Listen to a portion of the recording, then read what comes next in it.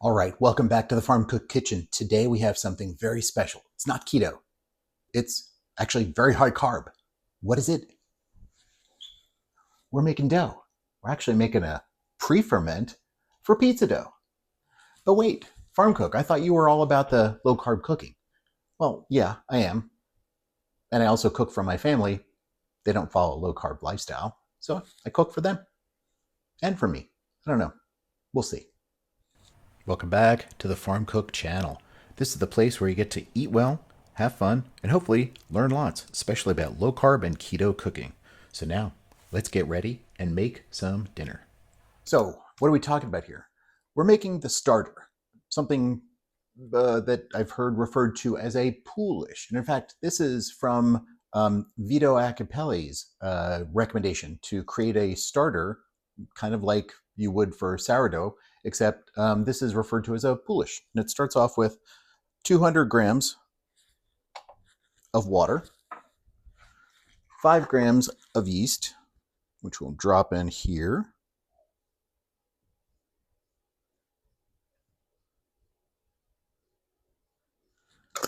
and then 200 grams of 00 flour that goes into a container, gets mixed up, left on the counter for a little bit, and then thrown into the refrigerator. Do that for 12 to 24 hours before you want to make up your dough.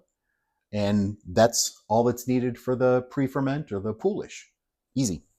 We're getting ready to add the flour to the container that is going to be for the Poolish. By the way, if you're going to do any sort of cooking or baking on a regular basis, invest in an inexpensive digital scale. Makes everything really, really easy. So I already measured out the 200 grams of water and the 5 grams of yeast. This next step, all we're doing is getting till we have 200 grams of flour. And that is it. And then we'll just drop in the water and yeast mixture. Exactly right. We'll drop in the water and yeast mixture into this container. Mix it together. And that's it.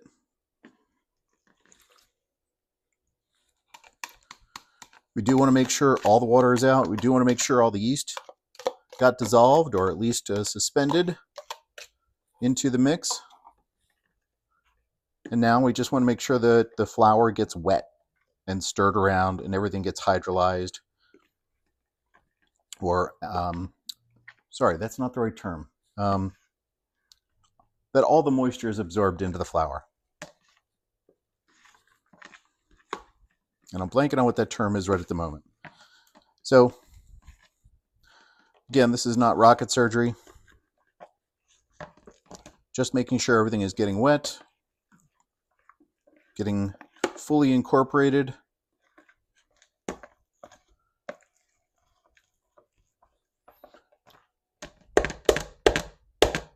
And that's it for the pre-ferment. All I'm going to do is scrape this off, make sure all of that pre-ferment, that Poolish, gets into the container. And I'm going to leave this out on the counter uncovered for 15 minutes. And after that, cover it, leave it out for an hour at room temperature. And after that hour, throw it in the fridge for between 12 and 24 hours. If you let it go a little bit too long, or if it gets more than 24 hours, it can have a little bit of an off flavor. So about 24 hours is the maximum. So that's it. You can do this at home. I'm doing it. Anybody can do it. For the next step in this process, after we've created the Poolish as the starter, we need to make sure that we're moving on to the rest of the dough. So we've got a large bowl here. We've got 300 grams of bread flour. And by the way, the starter used 200 grams of 00 flour. So we're using a slightly different flour for the rest of the dough to give it a little bit more body. So we've got 300 grams of flour here, the bread flour. We've got 300 grams of water here. And we're going to dissolve in 20 grams of salt into the water. And once we get this dissolved, we're going to mix together the water and the flour to start making the dough. And once this is combined, then we're going to add the Poolish that's been hanging out for about a day.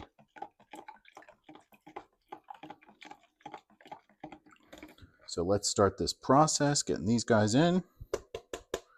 Again, 300 grams bread flour, 300 grams of water. I'm just using regular old tap water. And 20 grams of salt. And I'm not using any specific type of salt. It's getting dissolved, so I don't think it really matters terribly much. This happens to be pink Himalayan salt, but that's just what I had.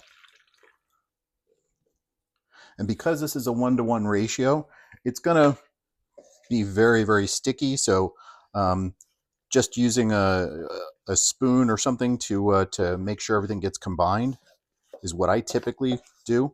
And again, I'm not an expert. I'm just a guy trying to make dinner. But in this case, I'm trying to make dinner for my son. He's got a birthday coming up, so this was his request for dinner. So that's what we're making. And then, of course, we also have Mother's Day coming up this weekend. So, and that is going to be a request. Pizza is always a request from my wife. And it's hard to argue. This is delicious. And again, it doesn't take anything but a little bit of time and a little bit of practice, and you can make really, really delicious pizza at home pretty much whenever you want. So you can see that's come together really, really well. There aren't major lumps that are left. It's not perfect. It'll come together as the flour hydrates, as it absorbs the water textural change. We're also going to add 200 grams of 00 flour, and then we're going to add the Poolish. So let me go get that. This is what the Poolish looks like after hanging out for a day. And then, so make the Poolish by mixing together 200 grams of 00 flour, 200 grams of water, 5 grams of yeast. That's it. Mix it together, let it sit on the counter for 15 minutes, and then cover it, let it sit on the counter for another hour, cover it and throw it into the refrigerator after that. I let this come to room temperature over the last 2 hours or so. So it should be, it's coming back to life. So you can see there's lots of bubbles in it. It's definitely smelling yeasty. So let's get this stuff mixed into the rest of this dough. Now this part of the process, at least for me, is not elegant. And that's okay.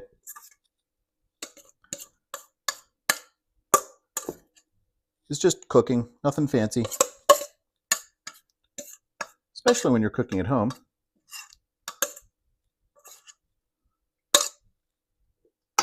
What I'm going to try and do is get all that good Poolish out by with a dough scraper.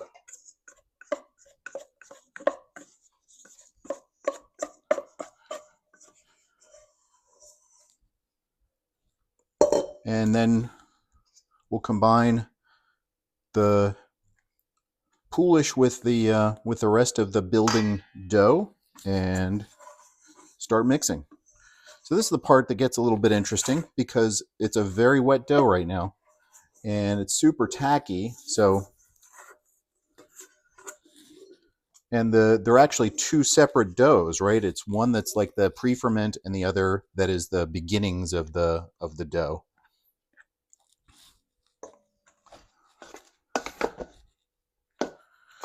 And all you're doing at this point is just combining both of those elements to actually create the new dough.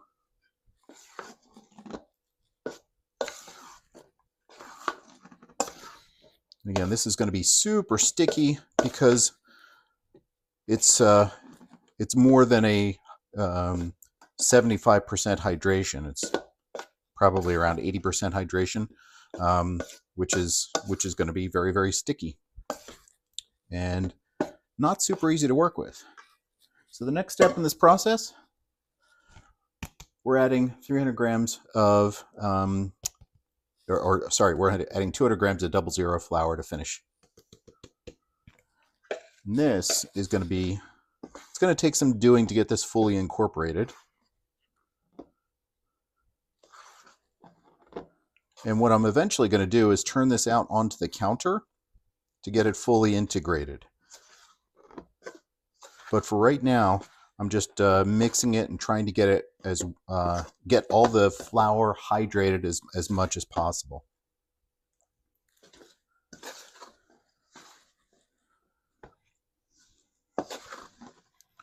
While trying to keep the flour in the bowl as much as possible for now.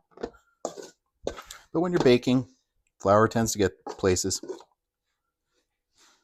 Wearing a light color shirt just because. All right, we are past the point where the spoon is effective. So it's time to go in. And what I typically like to do is just to lift and stretch. Because at this point, you're actually starting to build gluten, the stuff that gives the dough its structure. And that additional protein from the bread flour will help with that process and help give it some additional structure. And if you're gluten intolerant, my apologies. I don't know of a good substitute for making good pizza. I've seen recipes for fathead and other types of sort of dough alternatives, or people have used cauliflower. It's funny, if you look at the commercial or the cauliflower alternatives that are available, they're not low carb. They generally have a lot of carbohydrates in them. So I actually haven't tried any of the cauliflower crust, because my whole thing is not gluten. I am not gluten intolerant. The reason I started down this keto path was because of just having too many carbohydrates and too many calories in my life, which led to pre-diabetes. And by eliminating a lot of the usual carbohydrates in my life, I've been able to reverse that. So instead of having elevated blood sugars, they're down in the normal range now. It's very, very good to be more metabolically healthy. I am still carrying some extra pounds, but I'm working on it. Anyway, this is starting to get very raggy. The dough is coming together.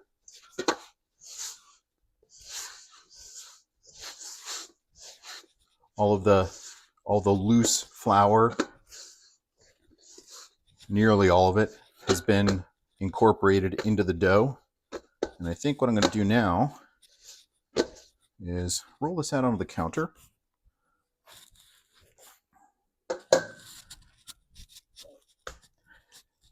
This is the only mixing part of this process. And I typically use one hand to mix. So I'm not making big batches. It's only there's only going to be a total of 5 or 6 dough balls after we're done. I don't have a large pizza oven, so I don't have to make, first of all, a lot of dough. But second of all, it's very handy to have one hand that is not a sticky mess. So I'm just going to move this around, build and stretch, and it'll eventually come together. Already is. So earlier there was this sort of ragged appearance of the dough as it was incorporating the flour, the dry flour, and now it's starting to get a little bit more smooth. And this will continue over the next couple of minutes as I'm stretching this out.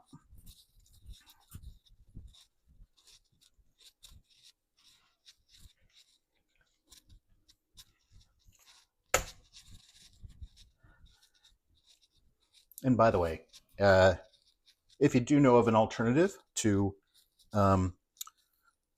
traditional pizza dough that works for you and is a low carb alternative, let me know. Low carb and delicious.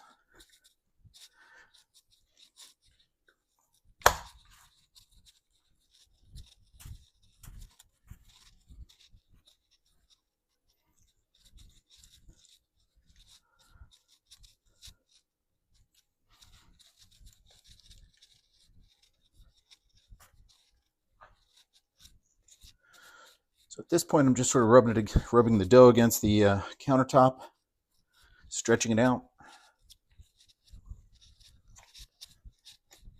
getting some work in. And eventually we're going to get to the point where it's pretty well incorporated. In fact, I think we're there now. It's pretty well incorporated. The next step in the process is going to be letting it sit.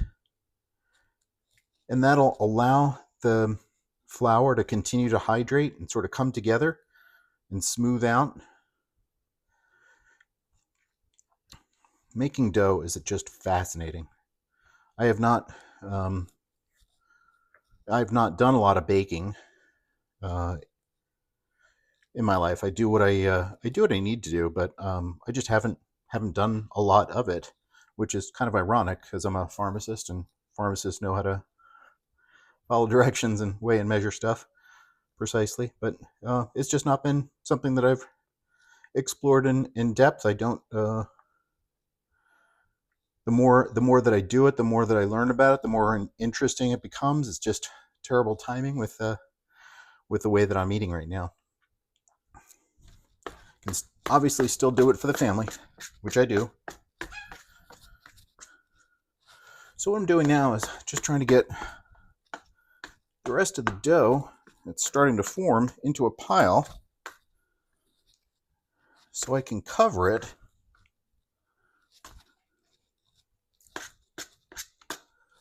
with a little bit of olive oil. And that's going to keep, the olive oil is going to help prevent a skin from forming over top. But we need to just let this rest for a little bit.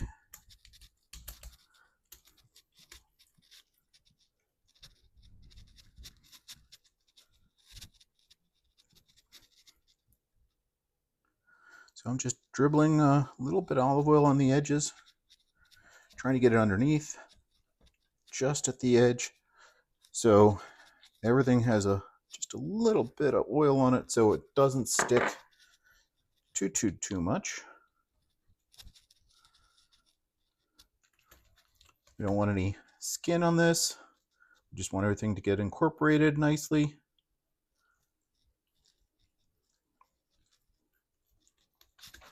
And you'll see after a couple of minutes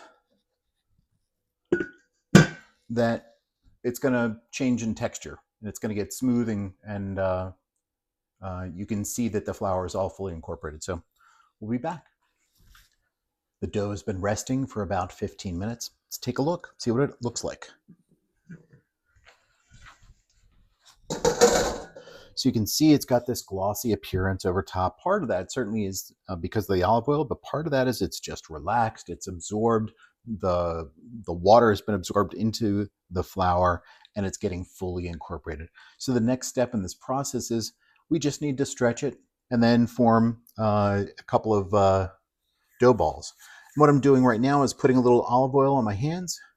And the reason for doing that is if you've seen other videos of individuals making dough for, say, bread or something else, they may be using flour to keep the dough from sticking. We don't want to add any more flour that could change the hydration. We want about a 65% hydration. Because what we're shooting for is actually Neapolitan style pizza. And now you can see after just a little bit of lifting and pulling at the center, you can see how glossy and how smooth this surface is.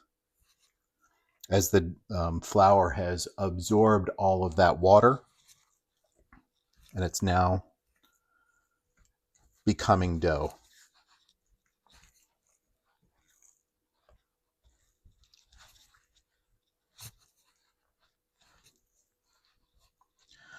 think what I'm going to do is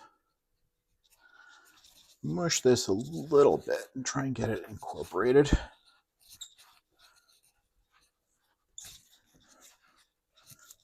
There's already some air that's been trapped inside the dough, and we absolutely want to make sure that there is air trapped in the dough, because that's what gives it, when you cook it, that's what gives it the beautiful crunch of the crust. So I'm just gonna go through this process one last time. Make sure everything is together.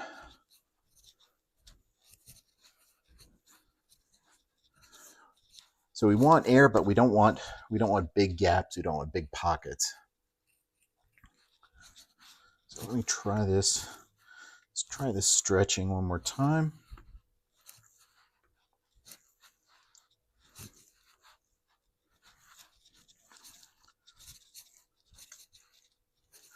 And after that,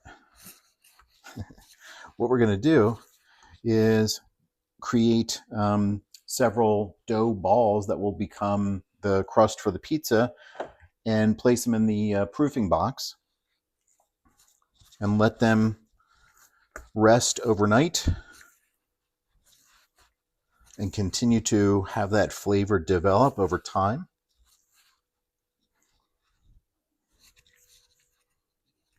Again, using a little bit of olive oil to try and keep the dough from sticking too much. So what I'm trying to do is create a dough ball that's going to be approximately the size of 12 or 13 inch pie. And I haven't weighed these. I just know from experience this is about the size that'll work for the pizza oven that we have. Really just trying to fold everything underneath. You don't want any seams. And you want a little bit of olive oil over top to keep a skin from forming. And that's just going to go right into the proofing box. And I'm just going to continue with this process. And it's going to yield, I don't know, 4, 5, 6 dough balls.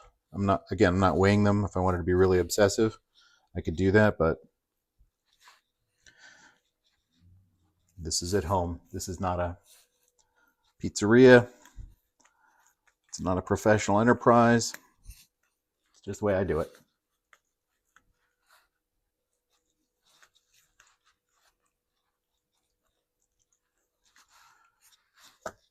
And the proofing box has had a very thin layer of olive oil spread around all the sides and up the sides, because the dough is going to expand as it proofs. So we want to make sure that nothing sticks, or at least not too badly.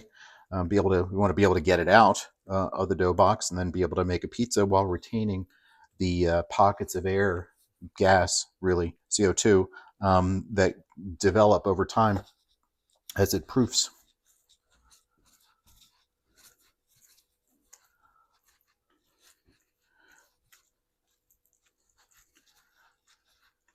This last dough ball is a little bit large, but I think it'll work.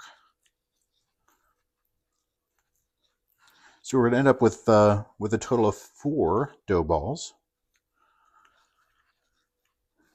And we can then turn into pizzas tomorrow for my son's birthday. I'm just coming around before sealing this up, adding a little bit of olive oil to the top. Again, don't want any skin forming that'll prevent it from expanding and fully filling out, because again, this is dough. It's going to rise. That's what we want. So into the dough box it goes. Now I'm going to let this sit out on the counter for the next 2 or 3 hours. But before I go to bed tonight, I'm going to throw this into the refrigerator and then have it ready for tomorrow. Bring it out a couple hours before it's needed and make some pizza. Welcome to the Farm Cook Kitchen Outdoor Edition. Today, we're making pizza. All right, we are in full production mode for pizza. We've got one that is on the peel and getting set up with the toppings. We've got a little ricotta that's going down on top of a base layer of smoked garlic oil. Oh my gosh, that is so good. This is going to be a white pizza. And the only other topping that's going to go on this is a little bit of fresh mozzarella. And then once it's done, a little bit of fresh basil. The other pie is going to be, I'm not sure yet. We're still working it out.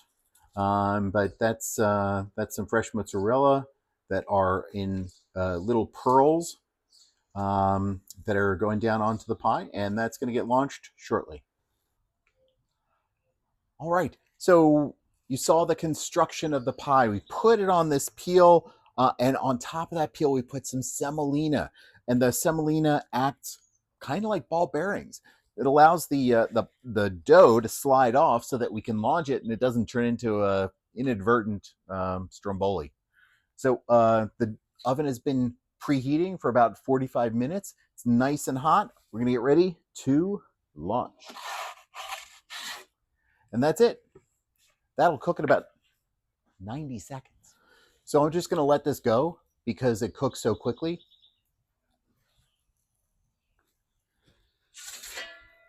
The oven has a burner that is sort of L-shaped, which means one edge is getting a lot of heat, the back edge not so much. So we got to spin it.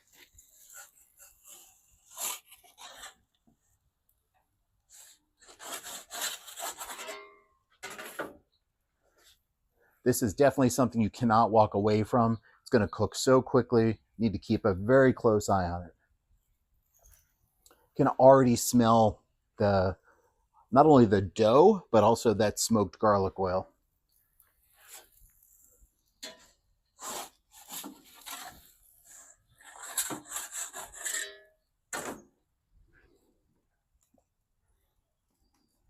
And the top is starting to get a little bit caramelized, starting to bubble. Oh my gosh, it's going to be so good.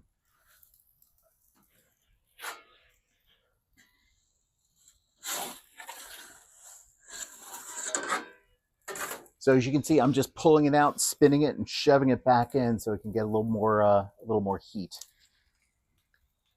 And when it comes out perfectly, I'm not sure if this will, but when it happens, it's awesome. The top is cooked perfectly, the bottom is cooked perfectly. Oh, just love it when it comes together like that.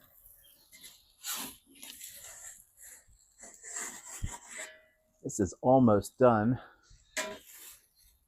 Oh yeah.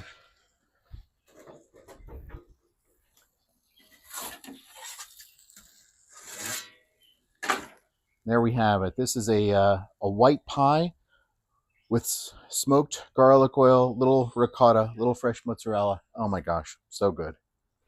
So this is the pie after it's cut, after it's dressed with some fresh basil. Get a little bit of an idea what it looks like underneath. Oh man, look at that leoparding. It's beautiful. It's going to be delicious. Can't wait. The only other thing we would add to this is maybe a little bit of salt, and the fresh basil on top finishes it off. Oh, delicious. All right, and now for the taste. Man, this is looking good. Oh my gosh. Thin crust in the middle, a little bit of poof at the edge. This is very, very tasty. So yummy. You need to try this.